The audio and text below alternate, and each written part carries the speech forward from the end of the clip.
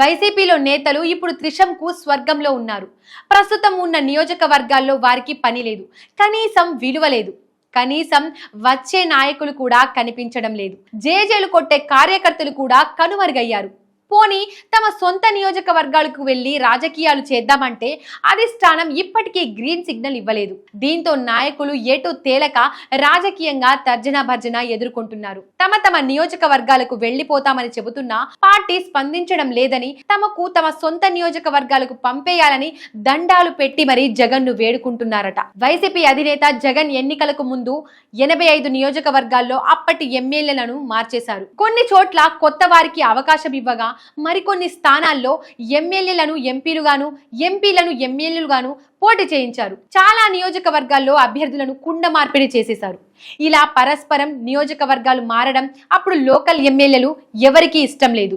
ఆయన జగన్ మాట కాదనలేక పోటీ చేశారు. పొన్నూరు ఎమ్మెల్యేగా ఉన్న కిలారో రోషయ్యకు ఇష్టం లేకపోయినా గుంటూరు ఎంపీగా పెమ్మసాని చంద్రశేఖర్ మీద పోటీ చేయించి బలి పశువును చేశారు. ఓటమి తర్వాత పార్టీకి రాజీనామా చేసిన పెమ్మసాని ఎంపీగా పోటీ చేయనంటే చేయించి మరీ ఓడించారని ఆవేదన వ్యక్తం చేశారు. ఈ కుండ మార్పిడి దెబ్బకు కాలంతో పాటు నాయకులు కూడా కలిసిరాని పరిస్థితిని ఎదుర్కొన్నారు.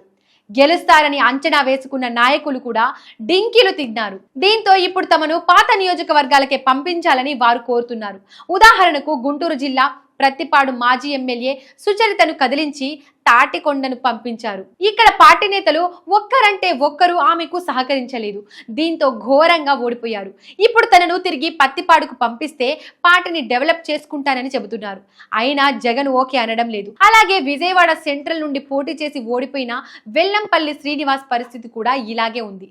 తనను పశ్చిమ నియోజకవర్గానికి పంపించాలని తాజాగా కూడా ఆయన విన్నవించారు. ఇలా రాష్ట్ర వ్యాప్తంగా నాయకులు కోరుతున్నారు. మరికొందరు పార్టీకి దూరం అయ్యారు. గుంటూరు వెస్ట్ లో కలిసిరాక మాజీ మంత్రి విడుదల రజని తిరిగి చిలకలూరిపేటకు వెళ్లిపోయారు. కానీ ఇక్కడ రాజకీయాలు ప్రారంభించాలో లేదో తెలియడం లేదు. ఇక్కడ పోటీ చేసి ఓడిపోయిన కావటి మనోహర్ నాయుడు మౌనంగా ఉన్నారు. ఆయన గుంటూరులో రాజకీయం చేయాలని చూస్తున్నారు. వేమూరు నుండి సంతనూతలపాడు వెళ్లిన మాజీ మంత్రి మేరుగ నాగార్జున నాకు వేమూరు ఇవ్వాలని దండం పెట్టి మరీ వేడుకుంటున్నా ఎవరు ఆయన గోడు పట్టించుకోవడం లేదు. ఇలాంటి వారిని తిరిగి తమ ప్రాంతాలకు పంపిస్తే రాజకీయంగా వైసీపీ జోరు ప్రారంభమయ్యే అవకాశం ఉందని అంటున్నా పార్టీ అధిష్టానం మాత్రం మౌనంగా ఉండడం గమనార్హం.